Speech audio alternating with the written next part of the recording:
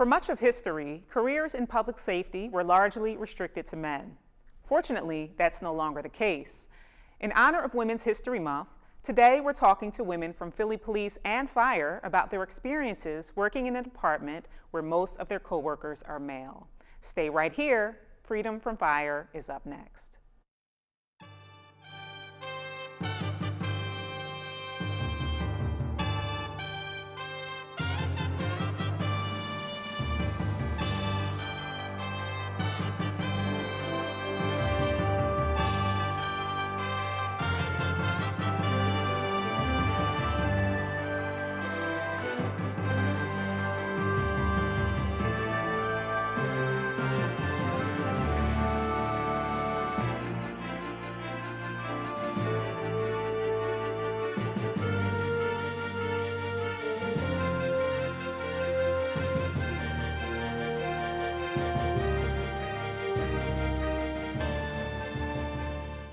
Hello, and welcome back to Freedom from Fire. I'm your host, firefighter Camila Bayete-Taylor. I'm currently stationed in our department's Fire Prevention and Code Division. Here at Freedom from Fire, we aim to improve your quality of living by giving you fire and life safety information. We also introduce you to our local safety partners and department leaders. Historically, frontline roles in the military, police, and fire departments were restricted to men. But thankfully, in more recent times, the landscape has changed. This progress has allowed me to be here today as a firefighter, EMT, and fire and life safety educator. In honor of Women's History Month this March, today we'll speak with some of my public safety colleagues about their careers. I'll introduce them in just a moment, but first, a little history about the PFD. The first women who worked for the Philadelphia Fire Department were called matrons.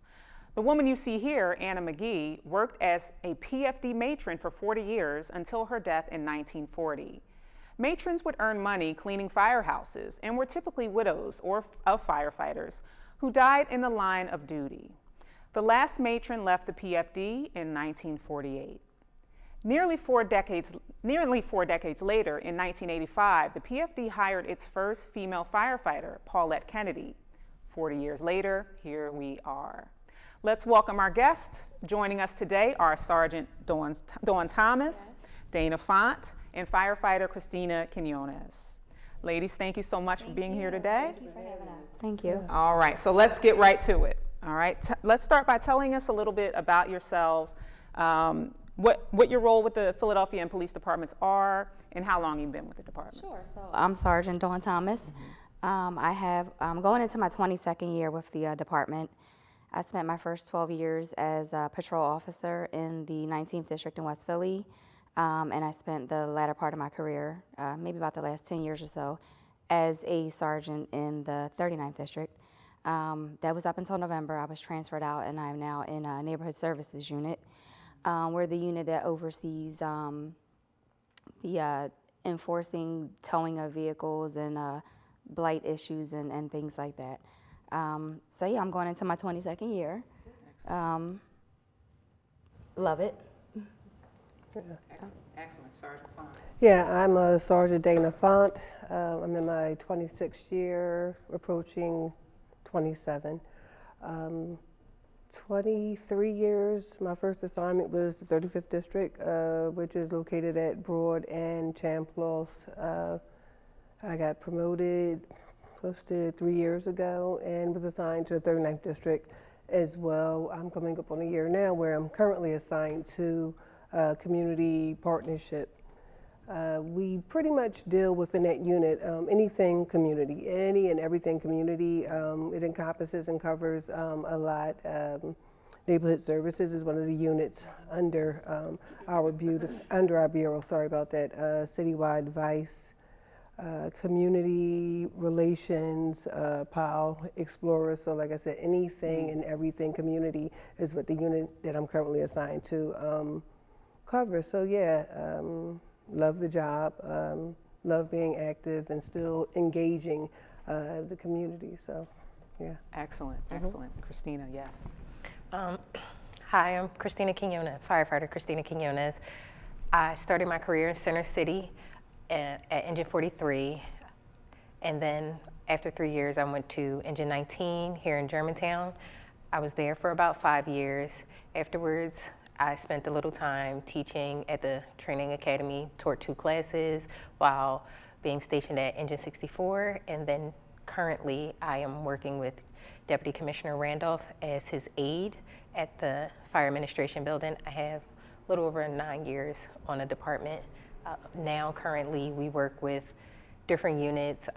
My main priority or main job is working with the LAD members, of course, supporting Chief Randolph, but the LAD members are pregnant women coming on and off of maternity leave, and also anything that the commissioner assigns me to do. All right, and LAD being light active duty. Light active duty, yes. I don't know. All right, now what first brought you to your respective careers? Did you always want to be a police officer or firefighter? Honestly, no. It never even crossed my mind. I was never one who came from a family of officers, just never something I aspired. And if I could be honest, when I graduated high school, I was supposed to go into the Navy. And the day of my deployment, or a few days before my deployment, I backed out.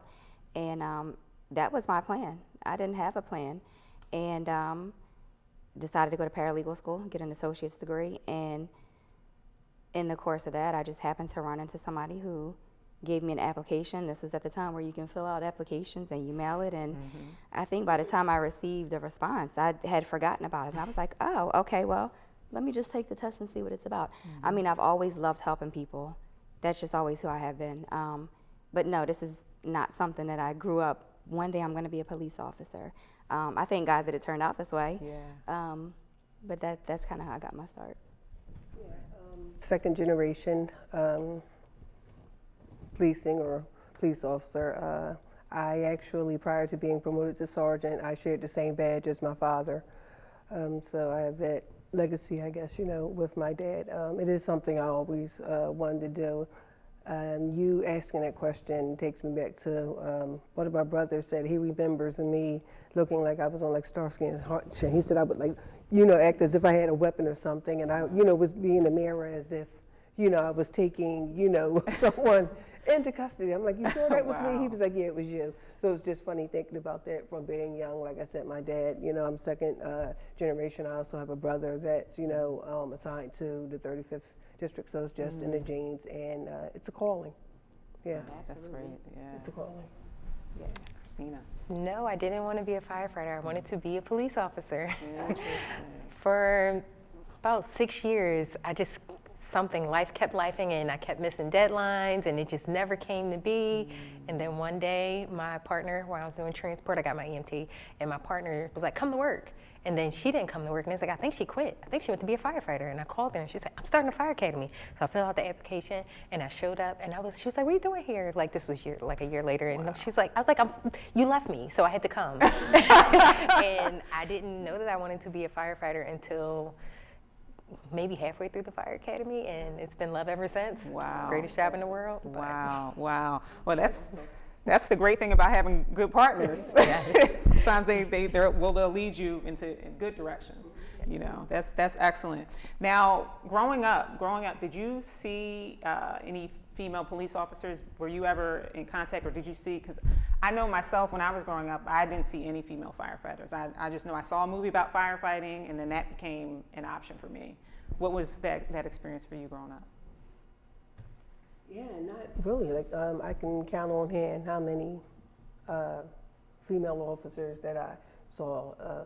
Like I said, calling, genetics is in the blood, but I knew that it was something I wanted to do, and I didn't see a lot of, let's say, just police officers that look like myself, and especially when we speak about gender.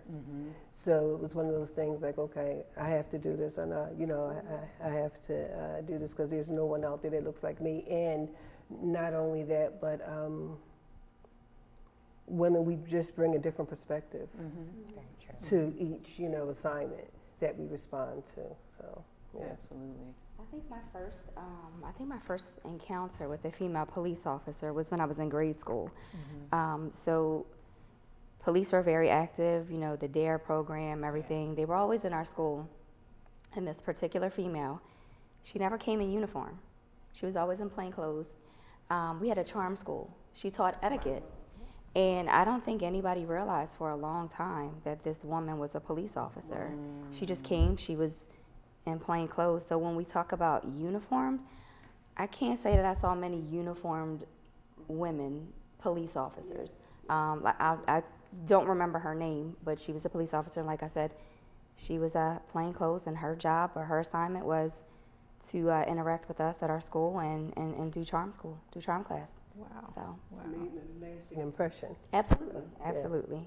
Oh, that's Absolutely. Shout fascinating. out to her. Whoever, she. Yeah, shout out to you wherever you are. Yeah. Yes, excellent, excellent. And what about you, Christina? So after I filled out the application, and I'm like, she's going to be a firefighter, but do they even let females be a firefighter? I'm like, maybe she's lying to me. Wow. And I remember sitting on Belmont, and I don't even know what I was doing. I was waiting for somebody, and the fire truck drives past, and females driving. I was like, all right. Wow. I was like, and I was like, okay, she's actually still on the job now. I just actually told her that story for the first time. Like, you were the reason. You remembered her. Yes. I was that's like, I'm going to amazing. meet her one day because that was pivotal. Wow, that's amazing. That's amazing. So you never know who's watching. Never know who's watching. So now that you're on the job, or when you got onto your respective jobs, what are some of the challenges you faced coming onto the job? I mean, obviously being a woman is the biggest challenge. When I came on the job, nearly 22 years ago, there weren't many women that I saw. I worked with men, my partners were men, and I worked for men. So that right there, I felt like I was a little bit behind the ball on that one. So I had to work a little bit harder to prove myself because I'm around men. I never wanted my counterparts or my partners to feel uncomfortable working with me because I was a female. I wanted them to be just as comfortable and secure with my abilities as an officer. So I do feel like I had to try a little harder than what men did. So that was probably the biggest challenge. Yeah. Yeah, pretty much, I guess, the same. A lot of times when you respond, to assignments, and they're, again, looking at gender, and is she strong enough? Is she fast enough? Is she quick on her feet? A lot of times, you'll have men that will just like jump in front, because they're so used to, I guess just society. We're just used to just history, men taking the lead and not used to women being in the forefront. And myself, I was just like always one of them. I'm going to figure it out. Don't discount me. Don't count me out. I took the reins. Like even Dawn will probably be able to attest to this. Like a lot of times, especially when you're new, of course, you have to learn, so you're being trained or whatever. But from the beginning, they'll think that they're going to drive, or they'll, assume the contact officer, where they'll start, speaking like, wait a minute, give me a second, let me, I can do this or whatever, Right. So yeah, just that not giving us a chance to like, and I kind of get it, because part of it is wanting to make sure that we're okay and that you don't get hurt. But at the same time, like, I can do this. I have, and if I need your help, believe me, I'm gonna, let you know. Yeah. And what about you, Christina? So you can't tell because we're sitting, but, but I'm only 5 foot on top of the fact that I'm a female. So in the beginning, I wouldn't say that, people were just apprehensive, and I can respect that because ultimately we all want to go home. It's about getting the job done. Absolutely. Fire doesn't discriminate. So I didn't take it personal. As I come to people's house and they go, oh, they let you go fight fires? So, but I learned early on, I had some great instructors who explained to me, get it done.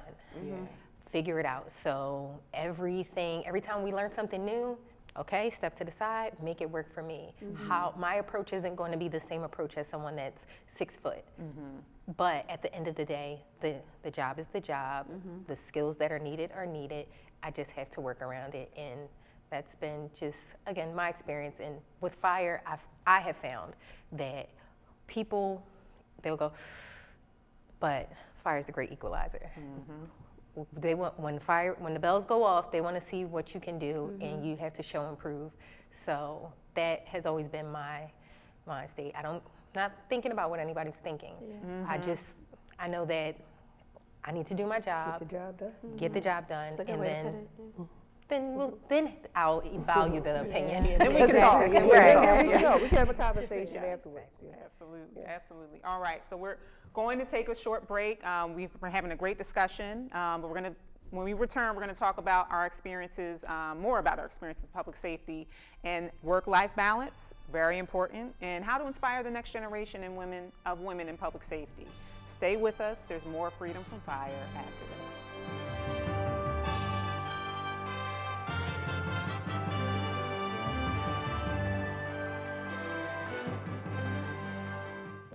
When a child in your life requires intensive care, their health fragile, their condition complex, certified acute care pediatric and neonatal nurse practitioners will give you the information and support you need to make the best decisions for your child, while providing the critical care your child needs. Trained to diagnose and manage life-threatening conditions and emergencies, they are trained to make a difference. Learn why at certifiednurses.org. Dear University of... Thank you for your offer. To become student ID number 283471. While I appreciate your desire For my impeccable academic record, I must decline the opportunity. to get a generic degree, I've decided to tell my story. To be a student. not a statistic. I wish you good luck in the future. As I embark on mine.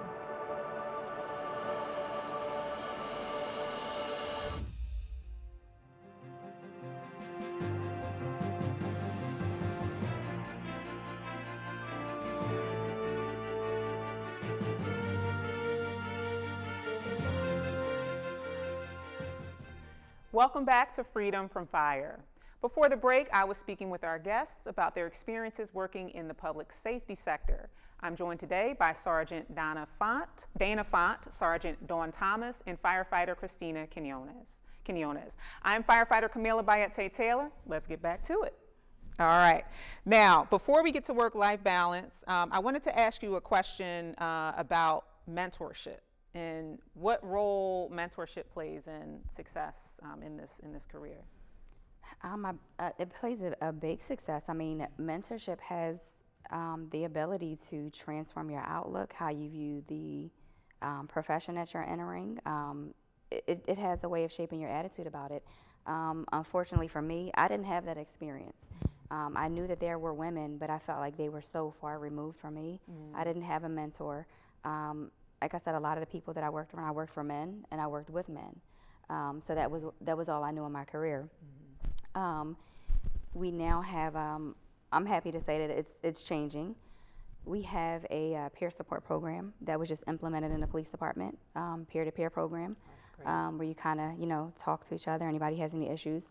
But a part of that program is a mentorship program is being developed for recruits that are in the academy, so that we can now partner up with them and mentor them through the process, which I think is amazing because, like I said, I didn't have that opportunity, and I have a younger female who's going through the process, and we haven't connected the way I want to connect yet, but I'm glad that I'll be able to be to her what I would have loved to have for me at the beginning of my career. So, No, same. Yeah, I share the same sentiment. I didn't have the mentorship coming on the department. It probably was like halfway, and of course now, I have that, thank God, the really good mentors who also keep me grounded. It's not always just about, telling you right, or, some people are just used to just, not to say, of course they're there, to encourage you or whatever, but they also let you know, like, okay, you could have done this a little different, you might need to, tighten up, on this, but it's just nice to know that we do have more women on the job. As a matter of fact, in our department, Philadelphia Police Department, women make up 22% of the workforce, which is 10% more than nationally, or whatever. So yeah, so definitely as far as the mentors, just like Dawn said, I didn't have that coming on, but I have that now, and I also share the same as far as, you know, mentoring younger people that are, you know, coming on to the department. Yeah, because you need that. You need that. You never know what people are going through. Like I said, even now at this age, you know, even with this time in my career, I still need someone to, Absolutely. you know, yeah. And even now, It's healthy. The amount of times that I get little girls that come up to me and say, I want to be a police officer when I grow up. It's so many of them. So things are definitely changing, and mentorship is very critical. It is. So. Yeah. I would say, and I'll the next question, I'll start with you, Christina. When we're talking about mentorship, and a lot of times when we're coming into a field such as this, navigating the beginnings of that, especially when you're balancing life and all these other demands, can be challenging. So we're going to talk about work-life balance. How do you manage it? And especially working in a high-stress, physically demanding career, how do you manage that? So it's a work in progress. Every day is a challenge because no day is the same. Some days are easier, so I have more of me when I get home. Other days I'm drained, so it's less balance and more sleep. But I have found that I view it as this is a high quality job. Both of our professions are high quality jobs. I want to have a high quality life. So at home, it's about me, it's about my family, it's about vacations, it's about making it just as rewarding. And that's the closest I've come to balance. Not perfect, but it is the goal. Yeah, that's great. That's great. Yeah. It is tough. My husband's on a job, and he's in a high-ranking position, so he has a busy schedule. We have 6 kids. Our oldest 2 kids are in college. We have 2 younger kids in elementary school. So, and you know, Dana's a friend of mine, so she can attest to the craziness in my life. I don't know if you ever really get the balance part down. You just kind of deal with it. And everybody just has their own way of how they deal with it. One of the things I like to do is when my husband and I, you know, get some free time, let's go get something to eat. Let's go get some drinks. We like taking the kids out when we can. Vacations, we're, you know, big on that stuff too. Because you have to make the most of your time. You have to be able to separate from this. It doesn't define you. It's just what you do. So you have to find some time to create that balance, to do things outside of this profession that make you happy, that uplift you. You have to.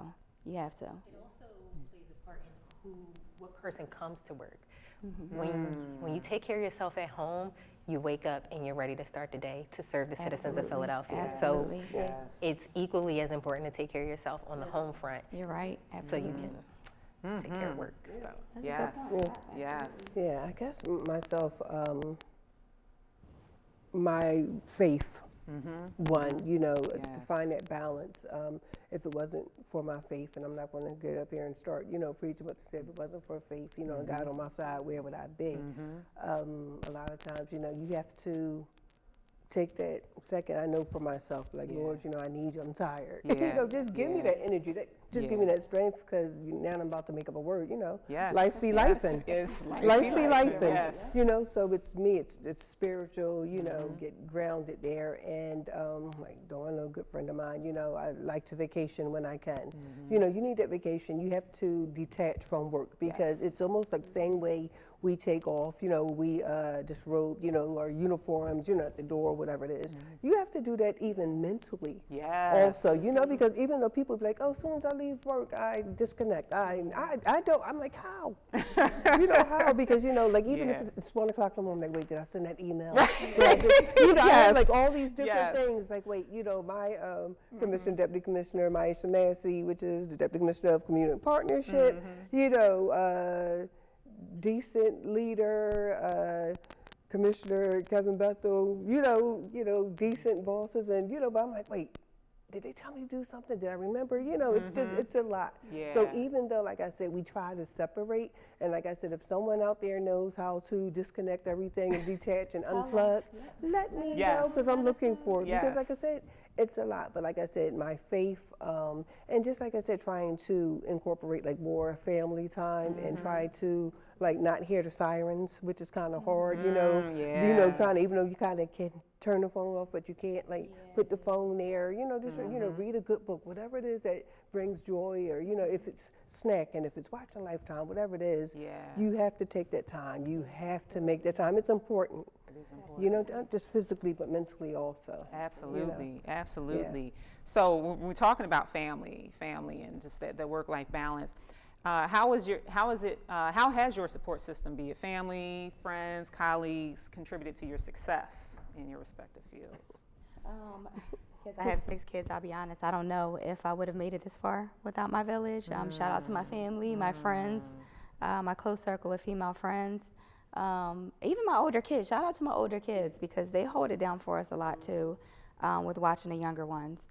But it definitely takes a village, and I don't know if I would have been this successful, or if I would have been able to, because we're shift work, and you know, at the drop of a dime, you know, your day is canceled because we have this major disaster, or we have this that just happened. And you know, like I said, shout out to my village and my family, because for me to just make that call and say, I need you, and no questions asked, that played a big role in my success today. So.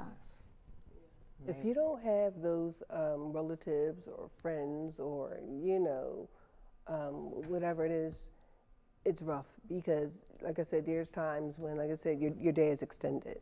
You know, like, what was it, Valentine's Day, we had the parade. The actual Super Bowl was, you know, my birthday. Happy birthday to me. You know, I say that to say, you know, so reservations, you could forget it. And sometimes, you know, your partner, your spouse, they might not understand, you know, that, you know, I have to work. I don't, it's not that I want to be there, but it's just something I have to do. But yeah, just you having supportive, you know, people around you makes a big difference. And quickly, we had to wrap, but Christina, I want to hear briefly from you. So, I mean, I have a great village. I have my parents, my family, my friends. I also have my ex-husband. I can't leave him out. He's a great, him and my husband get along famously, and having them work together. My husband is a firefighter as well, so sometimes there's been times where he can't get off, but I have to go in. Where the kids going to go? My ex-husband has stepped up and said, you know, one Halloween, he was like, all right, we're going to create costumes, you know, but that's the village, and if he was to ever have more children, those would be all my babies too, but it's all about the growth and again, making sure my family is okay on all fronts, so. Excellent. Well, it takes a village. It takes a village, everyone. All right, well, thank you so much. That's all the time we have for today. To learn more about the PFD, including fire and life safety information and job opportunities, visit phila.gov/fire. And if you would like to keep up with our show, Freedom from Fire, look for us on Verizon Channel 36, Comcast Channel 56, and LaSalle TV's YouTube page. Also, check out Fireman's Hall Museum, located at 147 North 2nd Street. You'll get to meet our resident historian, firefighter Brian Anderson, and learn about the history of the Philadelphia Fire Department. To our guests, Philadelphia Police Sergeants Dawn Thomas and Dana Font, as well as firefighter Christina Quinones, thank you so much for taking the time to be with us today, and thank you for sharing your stories. Thank you. All right. Remember, everyone, fire is everyone's fight. Stay safe.